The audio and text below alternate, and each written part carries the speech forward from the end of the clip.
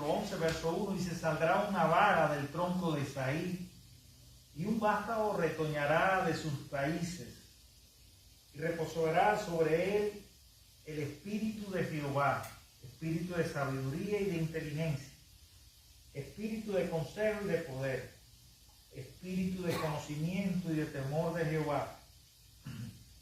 Y le hará entender diligentemente en el temor de Jehová, y no juzgará según la vista de sus ojos, ni arguirá por lo que oigan sus oídos, sino que juzgará con justicia a los pobres, y arguirá con equidad por los mansos de la tierra, y herirá la tierra con la vara de su boca, y con el espíritu de sus labios matará al impío.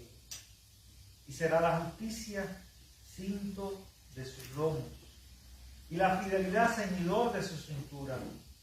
Morará el lobo con el cordero, y el leopardo con el cabrito se acostará. El becerro y el león y la bestia doméstica andarán juntos, y un niño los pastoreará. La vaca y la osa pasarán, sus crías se echarán juntas, y el león como el buey comerá paja. Y el niño de pecho jugará sobre la cueva del aspe, y el recién destetado extenderá su mano sobre la caverna de la víbora. No harán mal ni dañarán en todo mi santo monte, porque la tierra será llena del conocimiento de Jehová, como las aguas cubren el mar. Acontecerá en aquel tiempo que la raíz de Isaí, la cual estará puesta por perdón a los pueblos, será buscada por la gente, y su habitación será gloriosa. Hoy en la mañana hablábamos de las profecías, de una de las profecías y su cumplimiento. A veces no entendemos que Dios habla en un momento de la historia y nos va revelando en el desarrollo histórico su palabra. Nos va dando a entender su plan salvífico, de cómo Dios va a obrar en el tiempo presente y cómo lo continuará haciendo en el futuro. Cuando uno empieza a reflexionar en este pasaje, nos damos cuenta que había un problema ahí grave en la situación que vivía el pueblo de Israel. Había problemas internos, pero también había una amenaza externa de Asiria que quería conquistar y expandir su territorio. Entonces, se estaban sucediendo una serie de cosas en el contexto de la historia, problemas en la gobernanza del pueblo, problemas en la justicia, y el profeta siempre es llamado por Dios, no es un adivino de lo que va a suceder en el futuro. A veces pensamos que lo más contrario a la revelación de Dios es los adivinos. Al contrario, los adivinos se veían como algo malo en aquel tiempo. Pero la revelación de Dios a través del profeta habla de una necesidad profunda, hay un anuncio, hay un mensaje de esperanza, hay un llamado al arrepentimiento de cosas que están mal, ya sea en las estructuras sociales y políticas del pueblo, ya sea en la vida espiritual del pueblo. Entonces, cuando nosotros empezamos a tratar de entender de qué se trata esta idea del Mesías, del Rey Salvador, porque eso es lo que significa Mesías, ¿cuál es esa esperanza mesiánica que hay en el corazón del pueblo? Nosotros tenemos que entender que por un lado está la restauración del pueblo de Israel como nación, en un sentido político, pero también está hablando de una renovación espiritual y moral que debe ocurrir para que todas esas demás cosas sucedan, para que haya una plena liberación y una plenitud del reino de Israel. Nunca ellos están pensando como nosotros y viendo en retrospectiva todo lo que ha sucedido en la historia. O sea que el mensaje, en primer lugar, era dirigido para aquella nación. Ahora nosotros lo interpretamos desde nuestra perspectiva cristiana y lo entendemos también para nosotros, más allá de una concepción limitada de la historia de un pueblo. Hoy lo vemos como una revelación de Dios en la historia universal, Dios va a cumplir su propósito. Dios va a establecer su reino. Entonces, aquí hay un anuncio de cómo van a ser esas cosas. Aquí hay un anuncio de esa esperanza que debe ser el fundamento, la fuente que los nutra y los alimenta para que no se cansen. Si hay algo en la vida que muchas veces nos sucede, es que nos cansamos, incluso en la iglesia. Nos cansamos por la razón básica de que perdemos la visión de lo que Dios quiere hacer en nuestra vida. Entonces, por eso una iglesia que no tiene trazada una misión y un propósito, pronto va a desfallecer, pronto se va a conformar con muy poco y no va a expandir el avance del reino.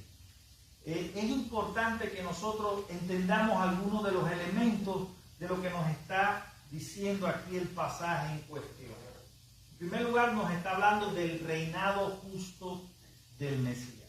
Y esto tiene una importancia capital en estos tiempos. Hay una crisis de identidad en el mundo. Hay una crisis de liderazgo muy grande en el mundo. Lo vemos a nivel político. Antes, cuando uno escuchaba a un presidente de un país, uno estaba escuchando a alguien con una gran sabiduría, con un conocimiento profundo de la política, de las ciencias sociales, de la filosofía, que es el arte del buen pensar. Hoy en día, lamentablemente, no siempre los que llegan al poder son las mejores personas. Y no lo digo por lo que ha sucedido ahora con las elecciones aquí. Estoy hablando en términos generales. Esto es un gran problema, porque si nosotros entendemos que Dios pone y quita reyes, entonces uno dice, bueno, Dios, ¿por qué permite que lleguen al poder todo ese tipo de personas que no son los ideales? Pero aún así, tenemos que entender que Dios no busca personas capacitadas para llevar adelante sus designios.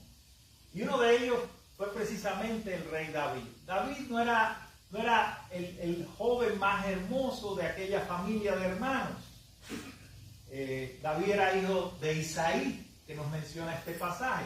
Cuando nosotros leemos aquí que saldrá una vara del tronco de Isaí, y uno se pregunta, ¿quién es Isaí? Yo buscando y profundizando puse en la computadora Isaí y me respondió por Isaías. Ni la computadora sabía quién era Isaí. Y le tuve que decir el padre de David. Así que yo soy un poquito más inteligente que Google. Pues no entendía. Y Isaí me puso Isaías, era un profeta que en el siglo 8. Entonces piense bien que aquí lo primero que nos dice el pasaje es que saldrá una vara del tronco de Isaí. ¿Quién era Isaí? El padre de David. Y cuando el profeta Samuel fue a escoger el futuro rey, no se fijó en la apariencia, sino se fijó en este muchacho que había sido preparado por Dios, que quizás no reunía los estándares, no era el ideal para ser el líder del pueblo, pero la Biblia es clara y dice que a pesar de sus grandes errores, que los tuvo como todo ser humano, dice que David era conforme al corazón de Dios. ¿Amén? Entonces, en torno a toda esta dinastía, porque era en ese tiempo así, se tornó la idea que después de la muerte de David vendría un sucesor, un rey, que establecería la justicia, porque después de la muerte de David y de Salomón, los reyes que vinieron de turno, con algunas honrosas excepciones como Josías y otros más, no hicieron la voluntad de Dios. O sea, no eran del agrado de Dios. Entonces, el profeta surge como una instancia apelativa en aquel tiempo, donde el pueblo podía acudir cuando los reyes eran opresores, cuando los reyes no respetaban a las viudas, a los huérfanos y a los pobres, cuando los oprimían, ¿a dónde acudir? No era como en el tiempo de ahora hay alguna injusticia, una violación de alguna ley, ¿y usted qué hace? Busca un abogado. En aquel tiempo no existía eso. Entonces, la única instancia apelativa para esa gente marginada y excluida eran los profetas. Por eso tenían un peso y una autoridad muy grande. que no era política, que no era legal, pero que era espiritual y moral. Incluso hubo momentos en la historia, en los tiempos de monarquía, que habían profetas de la corte, que eran los que estaban al lado del rey, para aconsejarle, para guiarle, para que no perdieran el camino de Dios. Entonces tenemos a este profeta Isaías, llamado por Dios desde el vientre de la madre. Un profeta que ha sentido el llamado de Dios. Yo, el día que celebramos Thanksgiving, oía, no, porque a mí nadie me llamó para estudiar en un seminario. Oía Clarita decir eso, ¿no? Y la verdad es eso. Es que los seminarios no llaman a nadie. Los seminarios son para preparar y coger un título teológico. Tú puedes ser bachiller, máster o doctor. Pero el seminario es solo para preparar. El seminario no es para hacerte pastor. Pero el pastorado es llamado de Dios.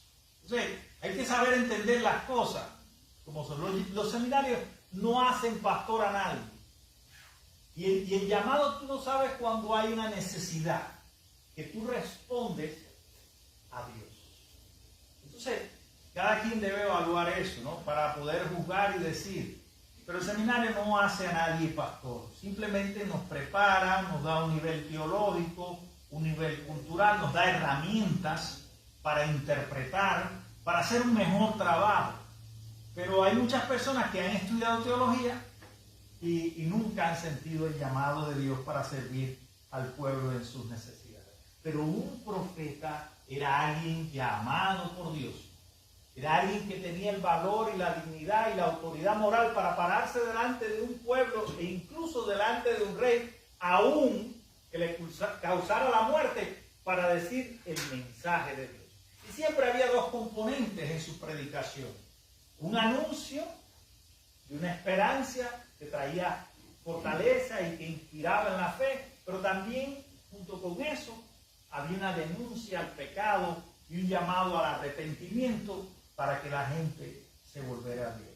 El pueblo estaba siendo oprimido, estaba siendo amenazado por Asiria, un imperio muy poderoso, y no estaban haciendo las cosas como Dios mandaba. Entonces el juicio venía sobre el pueblo y la gente lo estaba percibiendo ya.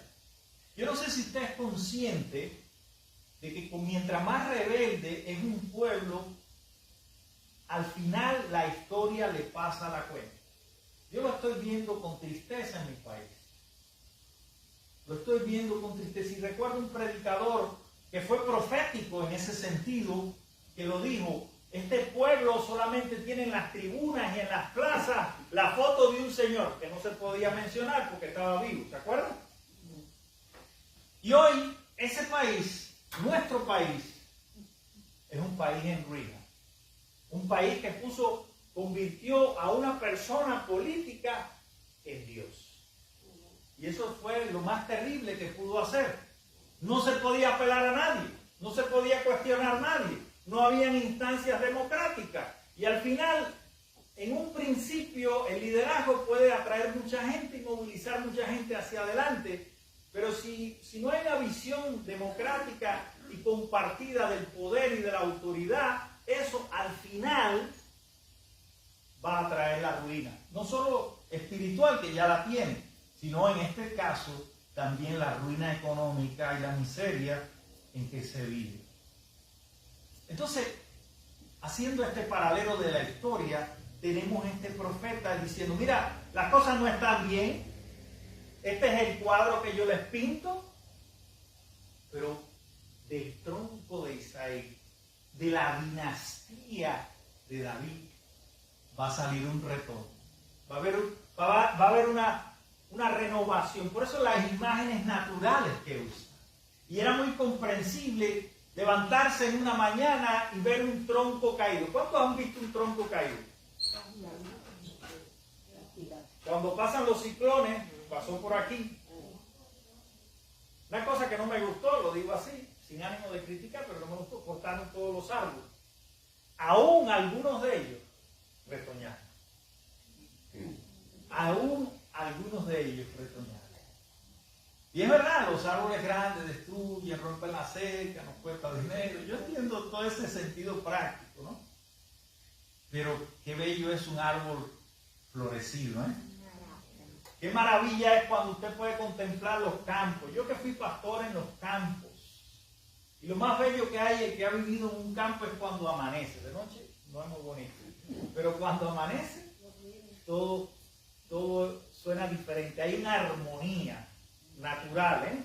Los pájaros cantan. Yo vivía en una casa y recuerdo que había un árbol en el patio. Yo todo el día, como ya me estaba adaptando al campesino, salía con un jarrito y un cepillo de dientes a lavarme mis dientes. Y ahí estaba frente al patio de la casa. Yo vi un árbol.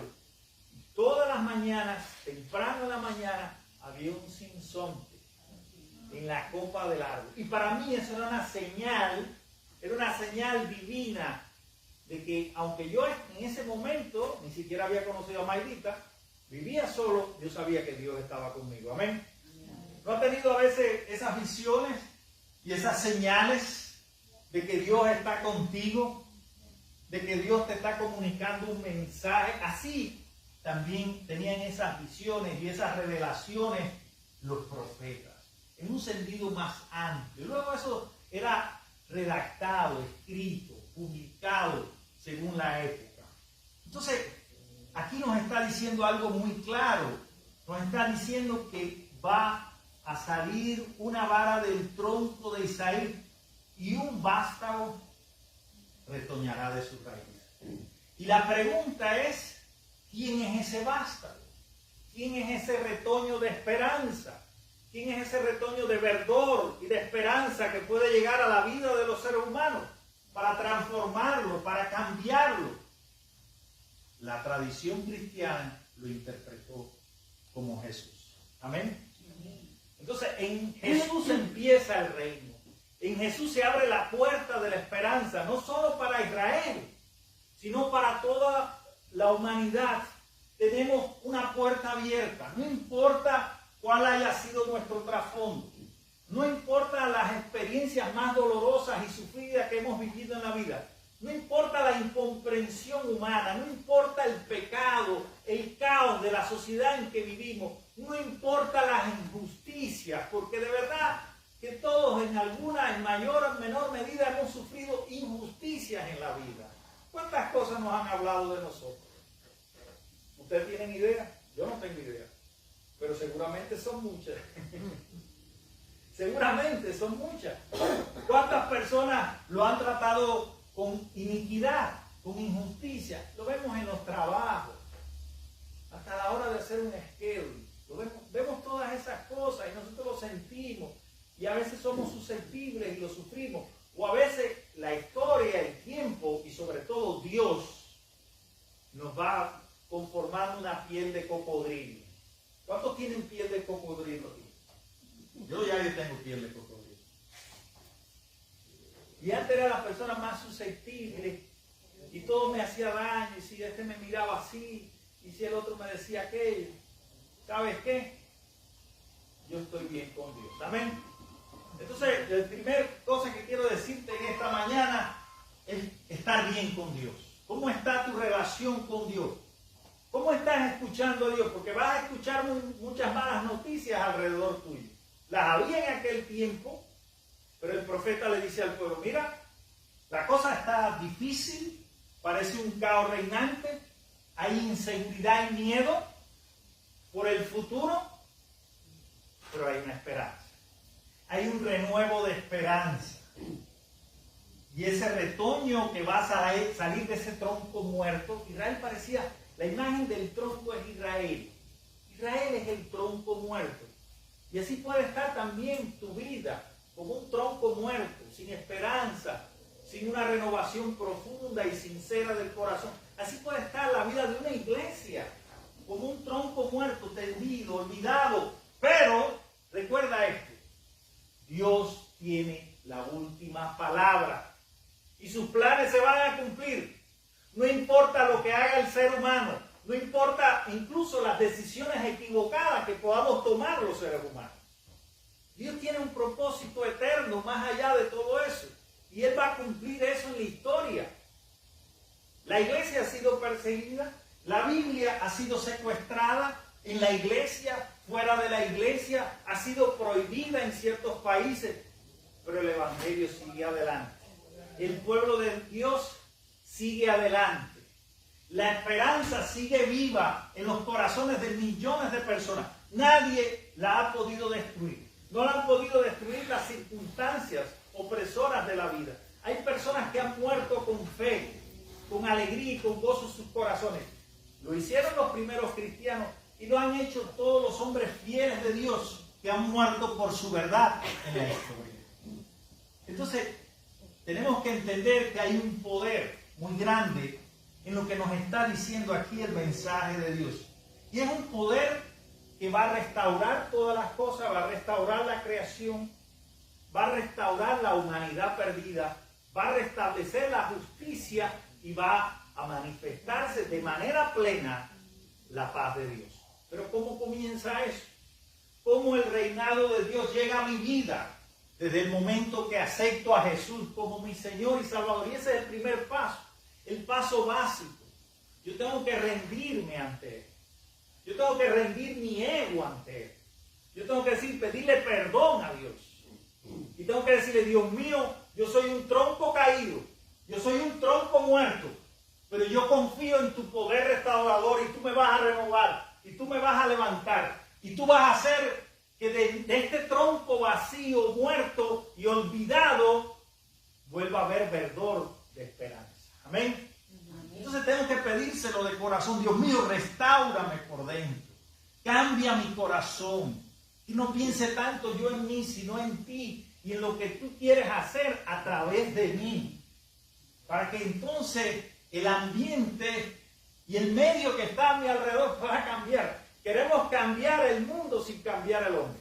Yo recuerdo una conversación con Ramonín, el pastor de Puerto Paz. Y hablábamos sobre términos políticos. Cuando aquello, el socialismo era muy popular en Cuba, ¿se acuerdan? Había cierta prosperidad. Usted iba allí al mercado paralelo, ¿te acuerdas, Guillermo? Y allí encontrabas todo, había queso, había esto, había cierto. Usted iba y se compraba unos polos yumurí, ¿te acuerdas? Unos polos yumurí que vendían en las tiendas. Había un mercado libre, había un mercado campesino. Había cierta, por la ayuda rusa, por supuesto, por el subsidio de los países socialistas, se gozaba de cierta bonanza en Cuba. Entonces, yo le dije, pero no es bueno, Ramón, el socialismo no es bueno. Yo fui educado en eso. A mí nadie me puede condenar por eso. Yo fui desde chiquito educado en eso. Y todos los que nacimos allá y fuimos a la escuela, fuimos educados en las ideas del marxismo, el socialismo y todas esas cosas. Y nos los creímos hasta ayer. ¿Es la verdad? No nos creímos hasta ayer. Entonces yo le dije, pero no es bueno el socialismo, ¿no? No es como si fuera el reino de Dios. Y le dijo, sí, pero te voy a responder algo. El único problema que yo veo en todo este proyecto revolucionario es que no invitaron a Dios, lo dejaron fuera. No pusieron a Dios y quieren cambiar lo de afuera sin cambiar lo de adentro. Hay una historia de un rompecabezas y un niño le dice, bueno, ¿cómo se puede cambiar el mundo? Y era un mundo hecho pedazos, por un lado del rompecabezas. Y empezó a armar, y aquí colocó América del Norte, Centroamérica, América del Sur, el Atlántico, Europa, Asia, África. Y cuando hubo terminado y el mundo estaba bello y perfecto, le dijo aquel pastor a ese niño, ahora vira el rompecabezas. ¿Y qué encontró? Un hombre, un ser humano. No se puede cambiar el mundo sin cambiar al hombre. Ese es el principio. Y el único que puede cambiar el corazón humano, de pecador, de egoísta, es Jesús. Es Jesús. Es Jesús. Por eso la iglesia tiene que predicar de Jesús. Por eso la iglesia tiene que hablar del mensaje de Jesús. Por eso la iglesia tiene que enseñar las cosas que dijo e hizo Jesús, porque son señales que indican un camino, que indican un propósito, que nos dan fortaleza en las situaciones difíciles y no permite que nos roben la esperanza. No se lo permitas a nadie. Tú no eres un tronco caído y muerto. Eres un tronco que solo necesita la savia del amor y del Espíritu de Dios para ser renovado y transformado. No pierdas nunca la esperanza. Dios siempre está, como lo ha estado en todo tiempo, en la iglesia. Por eso este Jesús, nosotros creemos que es el Mesías, porque es el que puede liberar al corazón humano. Y ese reino empieza ahora con la venida de Jesús, pero no está pleno todavía. Luego que Jesús fue crucificado y resucitado, Él donó a la iglesia, a sus discípulos, ¿qué cosa? El Espíritu Santo.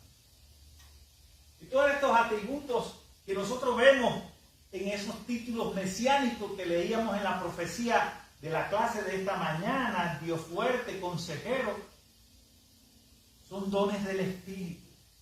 La sabiduría. ¿De dónde viene tu sabiduría? ¿De dónde viene tu sabiduría? Esa es una pregunta que tenemos que hacernos. ¿De dónde viene tu sabiduría? De lo que dicen los psicólogos, los terapeutas, los médicos. ¿Cuántas cosas dicen y unas se contradicen? Solamente tienes que ver los consejos de los médicos para la dieta y la medicina que tú tienes que tomar. ¿Cuánta variedad de opiniones hay? Y son científicos. No cuestiono la ciencia. Pero la verdad es que a veces no entiendo. Si me tomo esto, me hace esto. Y si me tomo lo que él me dice que no me toma, también me hace para lo otro que yo me tomo. Y entonces, y si como la carne de res, y si como la de cerdo, y si no como, y si como pescado, tiene mercurio. Y si como mucha carne de res, entonces hay mucho sebo y me tupa las arterias del corazón. Lo que quiero decir, mi querido hermano, que la sabiduría viene de lo alto. Tenemos un libro sapiensales ahí que nos habla, el gran Salomón, inspirado por Dios, nos habla que el principio de la sabiduría, ¿cuál es? El conocimiento de Dios. Entonces hay que conocer a Dios profundamente, hay que crear esa relación, porque no puedes conocer a alguien de manera personal si no estableces una relación con Él, íntima, profunda, diaria con el Señor. Cuando lo conoces, entonces empiezas a conocer sus secretos, sus misterios, sus planes para tu vida, planes para tu familia, planes para tu iglesia, planes para la humanidad. Dios está por encima de muchos de los conceptos e ideas que nosotros tenemos, y es un proceso, es un desarrollo en tu historia personal, lo que Dios está haciendo. Dios está tratando con cada uno de nosotros. Y a veces pasamos por situaciones que no comprendemos. ¿Por qué a mí en este tiempo me suceden estas cosas? ¿Por qué, Señor? Yo te he sido fiel, yo vengo a la iglesia. No estás en una burbuja espiritual donde no te van a pasar problemas. Vivimos en un mundo donde hay injusticia, donde hay circunstancias adversas, donde las cosas no son como nosotros pensamos ni queremos. Este no es el cielo. Siento decepcionarte si pensaste que venir a la iglesia es habitar en el cielo. No lo es. Pero lo que sí está claro es que es la única esperanza. Es el único camino. Por eso Jesús lo dice claramente: yo soy el camino. No cojan atajos. Vengan a mí. Yo soy la verdad. No busquen otras verdades. Yo soy la vida. Porque ¿de qué sirve un camino y una verdad si no produce vida? Si lo que produce es esclavitud. Eso es lo que viene a hacer Jesús a la tierra. A mostrarnos un reino de justicia, de paz, de verdad, de amor, donde reine la armonía con el Creador y la armonía entre todos los seres humanos. Y esas señales de la venida de Jesús, del reinado de Jesús en nuestros corazones, tienen que hacerse visibles en nuestro testimonio como cristianos, en nuestras relaciones entre hermanos, en los propósitos que nos trazamos, en la visión de iglesia que tú y yo queremos. Tiene que manifestarse, tiene que hacerse tangible.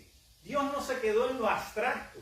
Dios se hizo algo visible y tangible. Por eso el evangelista dice, y aquel verbo se hizo carne y habitó entre nosotros y vimos su gloria, gloria como del unigénito, lleno de gracia y de verdad.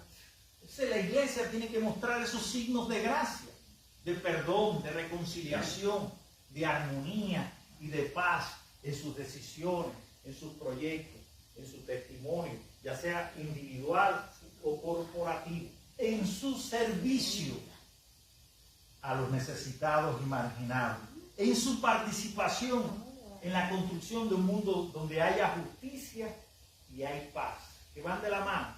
No se puede obviar una. Tiene que haber justicia, tiene que haber leyes cada vez más justas, más equitativas. Eso era lo que predicaban los profetas. Eso es lo que vivió Jesús como antesala del reino. Eso es lo que la iglesia le da continuidad. Y eso es lo que, aunque ahora no lo vemos perfecto, y no lo va a hacer hasta que Cristo no venga, hasta que no se establezca el reino pleno de Él en la tierra, hasta que llegue ese tiempo, no sabemos. Pero es lo que nos enseña la palabra. Va a haber un momento en que todo, como todo comienza, todo va a terminar. Y va a ser el momento final, lo que se ha llamado en teología la escatología de los tiempos. Donde el reinado de Jesús no solo será en los corazones de los creyentes, sino que va a ser en todos los niveles y las esferas, ya sean políticas y sociales, de la vida humana. Amén. Eso es lo que profetiza Isaías. Ese es el mensaje de esperanza que debe alentarte cada mañana. Yo tengo un Dios grande y poderoso, un consejero admirable, un Dios fuerte, un príncipe de paz. Y contra eso no hay poderes que me puedan detener y puedan frenarme en mi desarrollo y en mi crecimiento espiritual y en la manera en que yo honro y sirvo a Dios. Que Dios los bendiga y que ese reinado justo del Mesías profetizado hace tantos años y manifestado en Jesús se manifieste cada vez de manera más visible en tus decisiones, en tus acciones concretas, en tus relaciones con los demás seres humanos, de manera que tú seas luz y esperanza y puedas traer verdor y renovación espiritual a esos troncos caídos que aparecen en el camino de tu vida. Que Dios los bendiga. Amén.